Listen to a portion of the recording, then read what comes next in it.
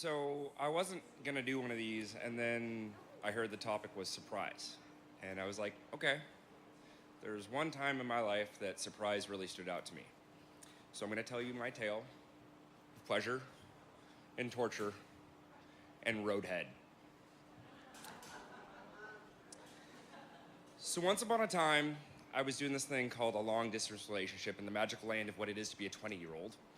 And I was dating a gal from Seattle. Now, I'm new to this town. This is actually my first time to Olympia because I live about 150 miles north of y'all in Bellingham. And our great friend bartender here, Aaron, invited me on down to see what this town had to offer. So that's why I'm with you all. Thank you very much for having me. So, long time ago, I was dating this gal who lived in Seattle, giving that a shot.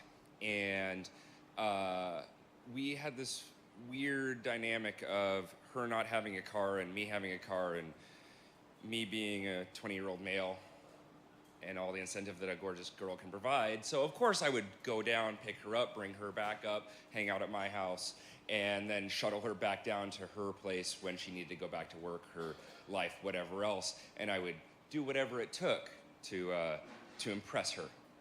So this one time I go down and I'm bringing her back up to Bellingham for a nice weekend, and she decides to surprise me out of nowhere by diving directly into my lap, somewhere right around Everett.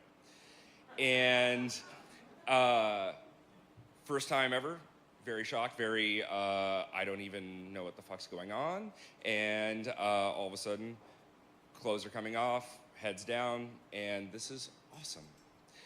And I highly doubt that my driving aptitude was up to par at this point. I'm fairly certain that I was not staying within the lines.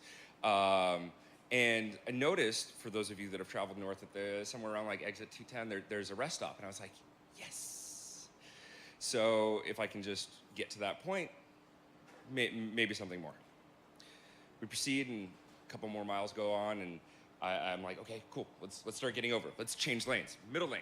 All right, great. Person right behind me changes lanes too. So then we're like, mile marker, 1 mile out. I'm like, yes, almost there. Changes into the right lane.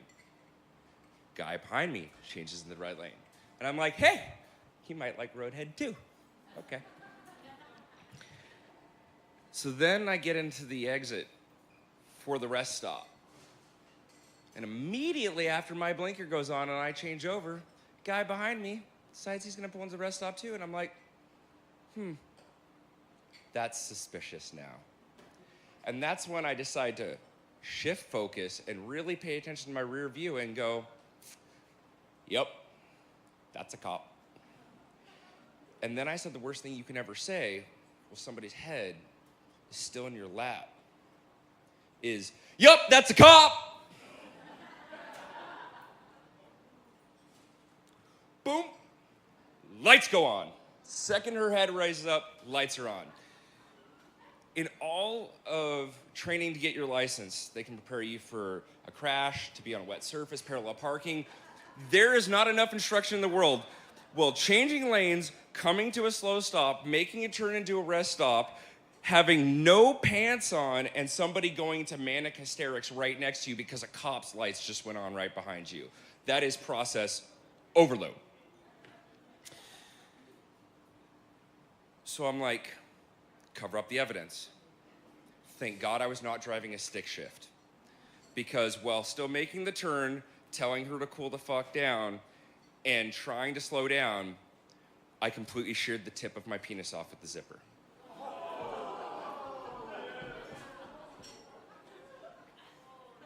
Every grinding tooth felt it. I think it was pure adrenaline and endorphins that stopped me from just abject screaming.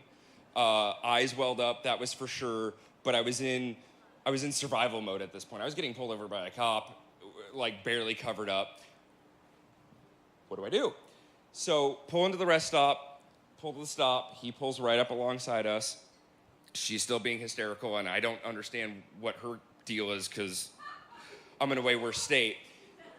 And that's when I look down and notice that there's a really big red spot that's just going across the lap of my pants.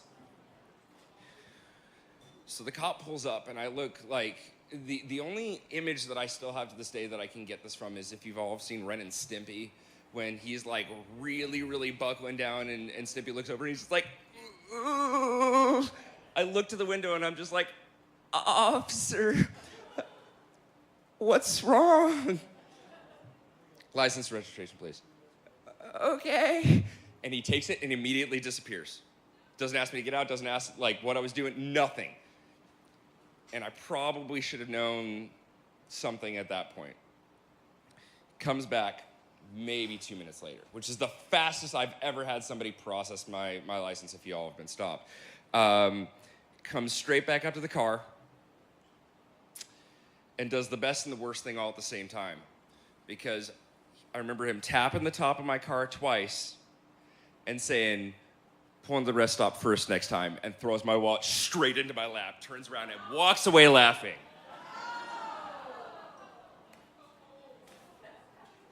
I proceeded to drive somebody that was in hysterical laughter for the next 20 minutes home while I proceeded to bleed out for that entire next 40 plus miles to Bellingham. Roadhead, just say no.